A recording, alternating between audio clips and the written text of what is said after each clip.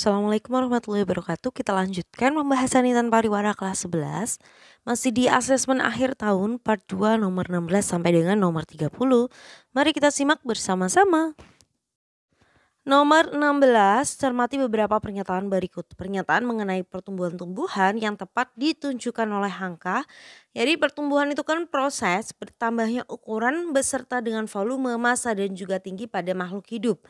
Nah, pertumbuhan pada tumbuhan itu dapat terjadi karena adanya pertambahan jumlah sel dan pembesaran sel tumbuhan. Dan dia pertumbuhan itu biasanya bersifat kuantitatif ya. Nah, di sini yang termasuk ke dalam pertumbuhan itu adalah yang nomor 1 dapat diukur dengan angka. Lalu nomor 3 bertambahnya ukuran tinggi batang tumbuhan. Dan nomor 5 terjadi karena adanya pertambahan jumlah sel dan pembesaran sel tumbuhan. Jadi jawabannya di sini adalah yang B. Nomor 17, Fitri melakukan percobaan untuk mengetahui proses pematangan buah. Percobaan dilakukan dengan menyimpan buah mangga yang masih mentah dan buah pisang yang sudah matang dalam wadah A. Sementara di wadah B hanya terdapat buah mangga yang masih mentah. Setelah beberapa hari, buah mangga dalam wadah A lebih cepat matang dibandingkan dengan buah mangga dalam wadah B. Hal itu terjadi karena apa? Jadi gas etilen itu kan merupakan hormon yang diproduksi oleh jaringan tumbuhan yang sudah tua. Salah satu fungsinya adalah untuk pematangan buah. Nah, senyawa etilen itu sendiri dia tuh berwujud gas yang membuat hormon tersebut mudah menguap karena partikelnya yang sangat longgar dan gaya tarik menarik antar partikelnya sangat lemah. Jadi akibatnya si gas etilen pada buah pisang yang sudah matang itu akan menyebar ke buah mangga yang masih mentah. Hal ini menyebabkan kadar etilen di dalam buah mangga di wadah A itu makin banyak sehingga mempercepat proses pematangan buah mangga. Jadi intinya kalau kalian punya buah nih pengen cepat matang, harus kalian gabungkan dengan buah lain yang sudah matang juga, maka proses pematangannya akan menjadi lebih cepat. Oke, jadi jawabannya di sini adalah yang E. Nomor 18, peristiwa yang menunjukkan adanya perkembangan pada tumbuhan adalah, jadi perkembangan itu kan proses perubahan yang menyertai tumbuhan menuju tingkat pematangan atau kedewasaan makhluk hidup. Nah, pada proses perkembangan akan terbentuk struktur organ yang makin kompleks dan sempurna. Biasanya itu diukur contohnya nih kalau perkembangan itu sudah adanya bunga ataupun buah. Contoh lain bisa seperti terbentuknya biji pada tanaman setelah berbunga. Kemudian terbentuknya akar, batang, dan daun dari perkecambahan biji. Oke, jadi jawabannya di sini yang paling tepat adalah yang E. Nomor 19, sekelompok peserta didik melakukan percobaan mengenai pertumbuhan dan perkembangan menggunakan biji kacang hijau yang ditanam pada media tanah. Lalu diletakkan di dua tempat berbeda. Pot A diletakkan di dalam lemari pendingin sedangkan pot B diletakkan di tempat gelap. Kesimpulan yang tepat berdasarkan percobaan tersebut adalah, jadi selain dipengaruhi oleh faktor internal, pertumbuhan dan perkembangan juga eh, dipengaruhi oleh faktor eksternal ya. Salah satunya adalah suhu. Nah, di sini suhu yang tepat atau suhu optimum untuk pertumbuhan tanaman itu sekitar 10 sampai dengan 30 derajat Celcius. Nah, kenapa bisa gitu? Karena biji kacang hijau yang ditanam pada pot A itu kan diletakkan di lemari pendingin. Dia tidak dapat mengalami pertumbuhan dan perkembangan karena suhu di lemari dingin itu jauh lebih rendah di bawah suhu optimum. Yang ini akan menghambat kerja enzim dan hormon pertumbuhan pada tanaman. Sedangkan pot yang B itu kan diletakkan di tempat yang gelap supaya dapat tumbuh dan juga berkembang karena suhu lingkungannya masih berada di kisaran suhu optimum. Oke, jadi jawabannya adalah yang E. Nomor 20, suatu tipe perkecambahan ditandai dengan tertinggalnya kotyledon di dalam tanah. Contoh tanaman yang memiliki tipe perkecambahan tersebut adalah, jadi perkecambahan itu dibagi jadi dua ya berdasarkan letak kotyledonnya. Nah, kalau perkecambahan epigeal itu ditandai dengan terangkatnya kotyledon ke atas permukaan tanah. Contohnya adalah kacang hijau dan juga kacang kedelai. Kalau perkecambahan hipogeal itu ditandai dengan tertinggalnya kotyledon di dalam tanah. Contohnya ada pada jagung, padi, pokoknya di tanaman monokotyledon lah ya. Jadi di sini jawaban yang paling tepat adalah yang E. Nomor 21, Tanaman Sri Rejeki diletakkan di dalam rumah dekat jendela. Setelah beberapa hari terlihat ujung batang tanaman Sri Rejeki cenderung membelok ke arah datangnya cahaya matahari. Peristiwa tersebut terjadi karena peristiwa membeloknya ujung batang tanaman ke arah datangnya cahaya matahari itu terjadi karena terhambatnya aktivitas hormon auksin. Jadi hormon auksin itu kan akan terurai ketika terkena sinar matahari sehingga aktivitasnya akan terhambat. Peristiwa ini akan mengakibatkan jumlah auksin pada batang yang ada itu jadi tidak merata. Bagian batang yang tidak terkena sinar matahari memiliki kandungan auksin yang lebih tinggi nih daripada batang yang terkena sinar matahari. Oleh karena itu pertumbuhan batang yang tidak terkena cahaya matahari menjadi lebih cepat dan batang akan membelok ke bagian yang terkena sinar matahari. Jadi jawabannya adalah yang D.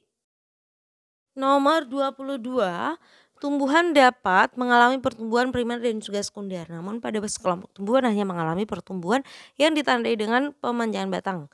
Kelompok yang dimaksud adalah jadi tumbuhan mengalami, karena ada dua jenis tadi, kalau dia hanya mengalami pertumbuhan pada pemanjangan batang berarti hanya mengalami pertumbuhan primer. Lalu jenis apakah sih tumbuhan yang mengalami pertumbuhan primer saja? Itu contohnya adalah tumbuhan-tumbuhan monokotil. Dia hanya mengalami pertumbuhan primer, hanya batangnya itu tumbuh ke atas tapi nggak bisa membesar karena tidak memiliki kambium. Nah contohnya siapa? Contohnya ada tanaman tebu, bambu, anggrek, pokoknya tanaman-tanaman monokotil. Jadi jawabannya adalah yang B. Nomor 23, perhatikan beberapa fungsi hormon tumbuhan berikut. Berdasarkan fungsinya, hormon yang dimaksud adalah menunda pertumbuhan atau dormansi. Dormansi biji ya ini, memacu pengguguran bunga dan juga buah, menghambat pembelahan dan pematangan sel, merangsang penutupnya stomata selama tumbuhan kekurangan air, dan juga memicu pengguguran buah, memicu pengguguran daun saat musim kering. Nah ini sudah jelas dari kata kuncinya pengguguran daun saat musim kering. Itu sudah dipastikan kalau ini adalah ciri dari hormon asam absisat. Ya, jadi jawabannya adalah yang A.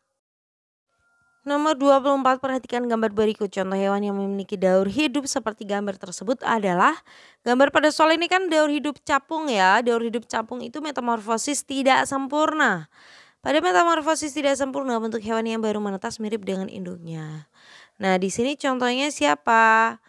Contohnya adalah yang tidak sempurna itu seperti belalang dan juga jangkrik. Maka jawabannya adalah yang A.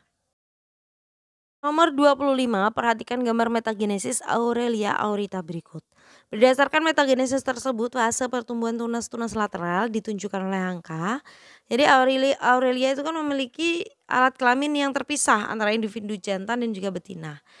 Dia pembuahan ovum itu oleh sperma terjadi secara internal di dalam tubuh individu betina. Hasil pembuahannya berupa zigot yang akan berkembang menjadi planula. Planulanya itu angka 1 ya.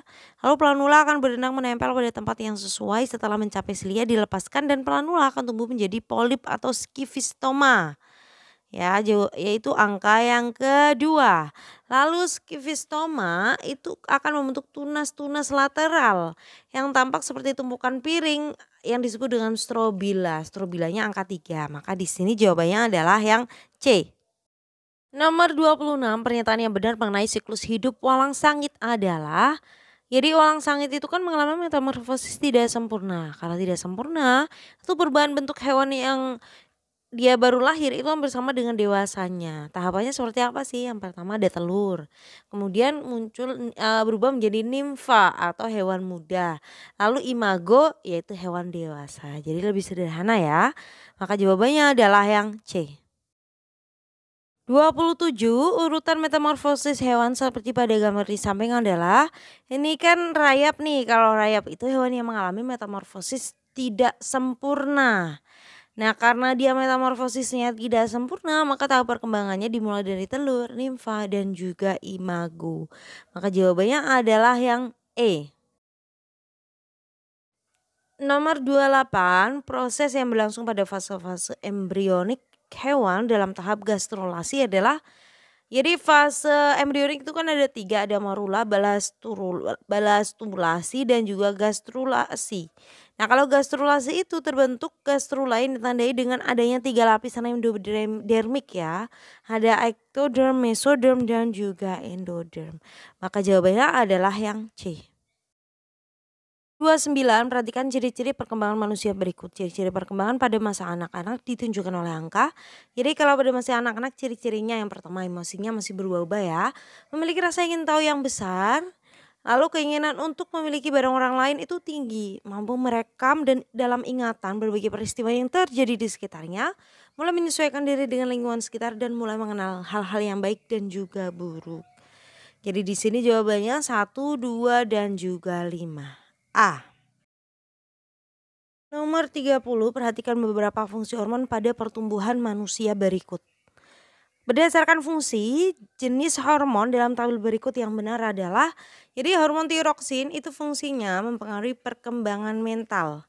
Kalau hormon somatotropin itu fungsinya merangsang pertumbuhan tulang dan juga otot. Hormon testosteron fungsinya merangsang munculnya tanda-tanda kelamin sekunder pada pria. Sedangkan hormon progesteron berfungsi dalam penebalan dan perbaikan dinding uterus pada wanita. Kalau hormon estrogennya untuk merangsang munculnya tanda-tanda kelamin sekunder pada wanita. Jadi yang paling tepat di sini adalah yang E. Sekian pembahasan kita kali ini, semoga bermanfaat. Terima kasih. Wassalamualaikum warahmatullahi wabarakatuh.